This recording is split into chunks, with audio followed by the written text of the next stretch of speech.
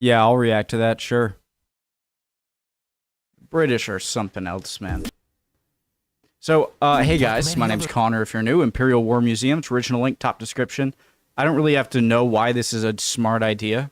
Why would you want to waste ammo on some half-dead tree trunk if you're the enemy? And then it's a good place for, like, a lookout?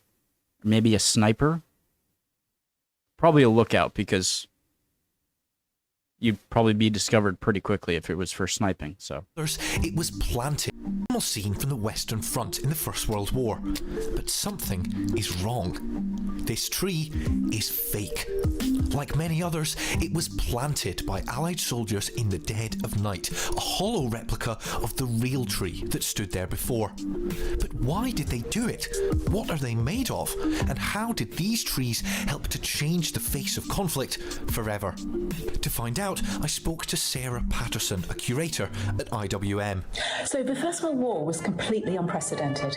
It's the first total war mobilising the whole of society, and it's very much an evolutionary process. What happens in 1914 is very different from what will happen in 1916 and 1918.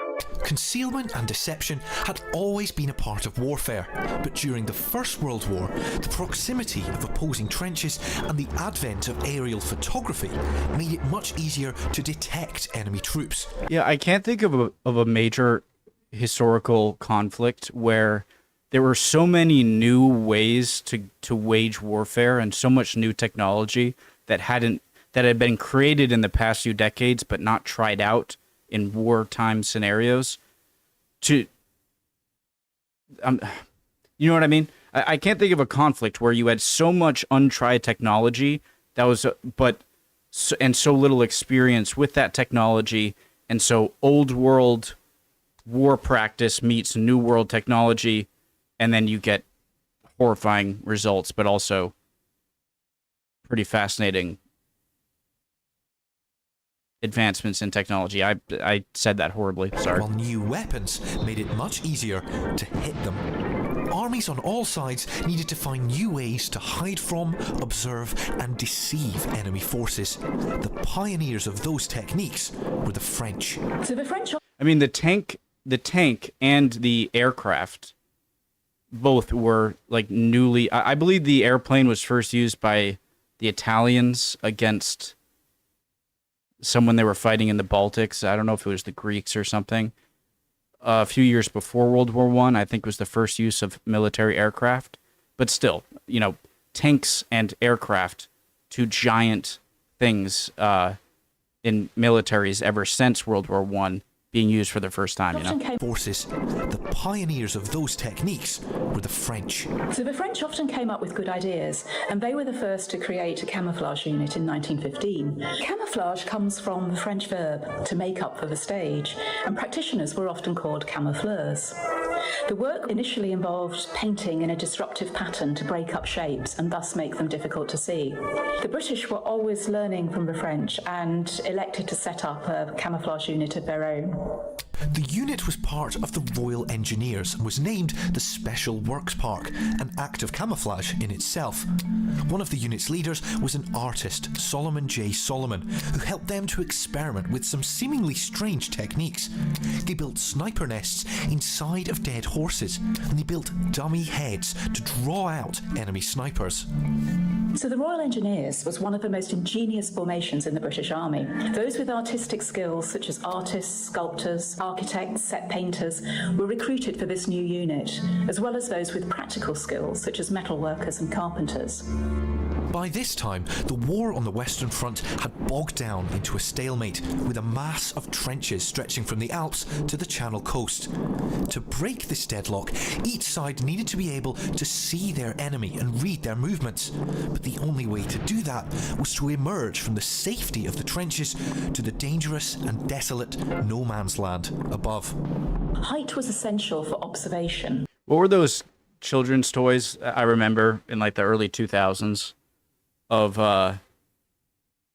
it had like two diagonal mirrors, and it was essentially like a periscope for a submarine. Like you could look in, and then 3 feet above it looks out, and because of the mirrors, you can see. I think they use those in World War I too. Because So the higher you are, the more you can see. And the Germans usually occupied the high ground.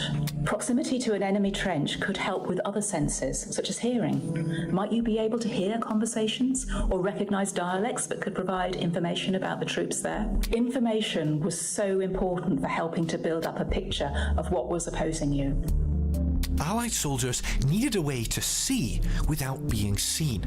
The solution was the camouflage tree, a fake piece of shrubbery with an observation post hidden inside. Initially a French invention, the camouflage tree would allow Allied soldiers to keep track of enemy movements from a concealed, elevated position. It became Solomon's first project at the Special Works Park, but putting it into practice was very difficult. The tree needed to be bespoke because the enemy would be watching and looking for any changes on their front line, so it was important that it looked identical, which meant an artist drawing the target tree in no man's land at night. Dawn was the very best time to get enough light to do that, but it was a very narrow time window, and the whole process was incredibly dangerous because you could be under enemy observation the whole time.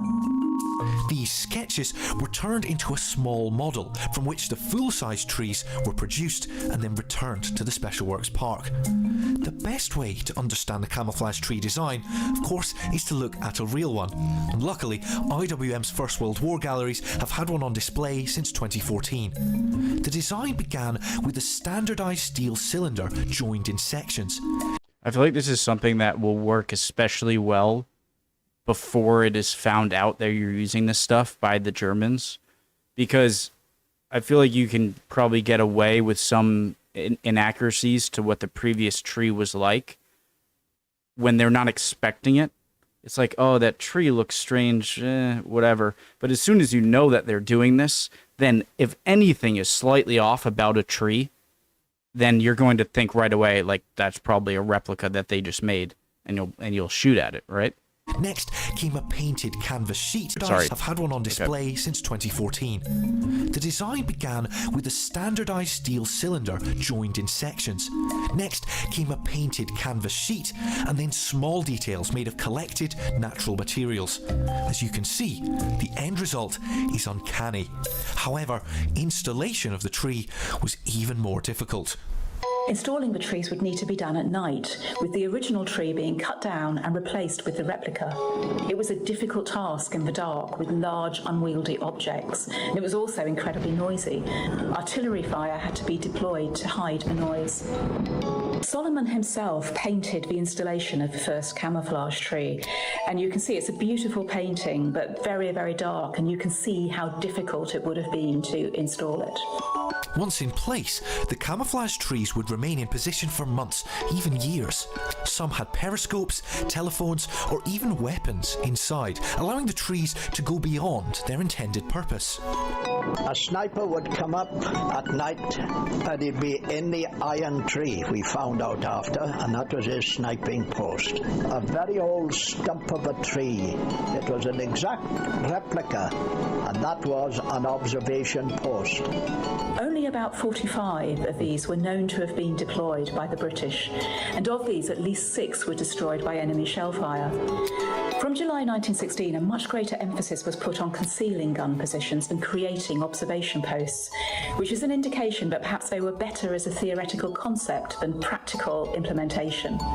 They took an enormous amount of time, trouble and expense to create, could only be used on relatively quiet parts of the front, were very uncomfortable to spend long periods of time in, and it was felt they should only be used where this was the only possible method of observing a particular target. But the camouflage tree was just the beginning for the Special Works Park. Many more designs grew from its roots. With an army of French civilians working alongside them, the Special Works Park got very good at hiding in plain sight. A quick search of IWM's photography collection at hiding. What is this? They look like big skis on a tank with a rebar over it. In plain sight. A quick search of IWM's photography collection will show you fields of armoured vehicles under camouflage netting, artillery guns hidden in thatched cottages, trees and haystacks. camouflage netting, artillery guns That's so comical. Jeez.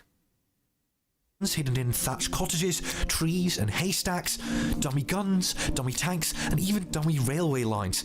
Camouflage was everywhere.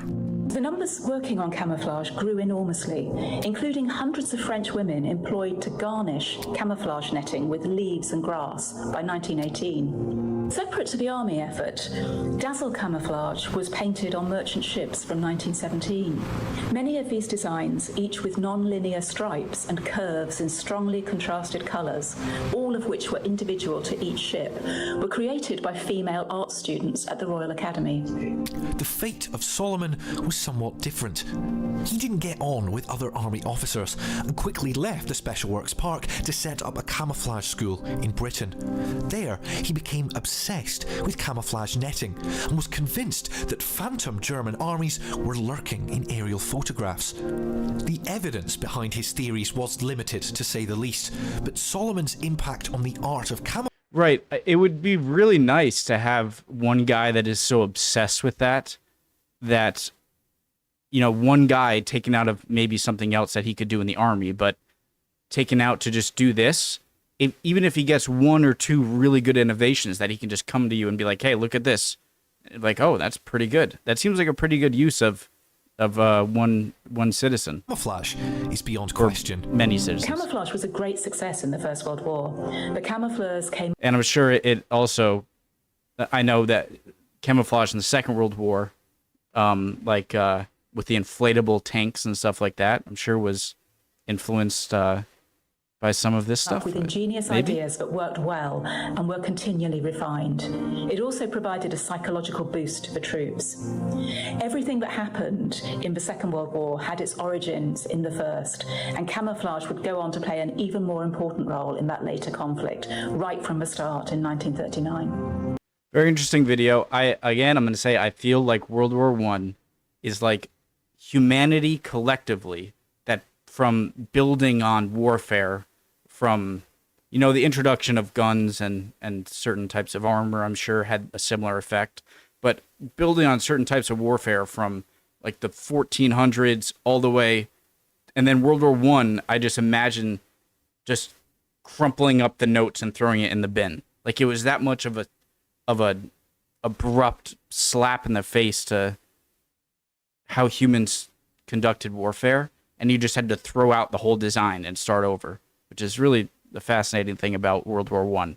So, really cool video. Love learning about this stuff. Hope you're all doing well. Would appreciate any comments, any answers to any of the questions I might have had, any comments at all. If I said something wrong, call me out. Would love to see it. See you guys next time, hopefully. Keep on learning. Bye.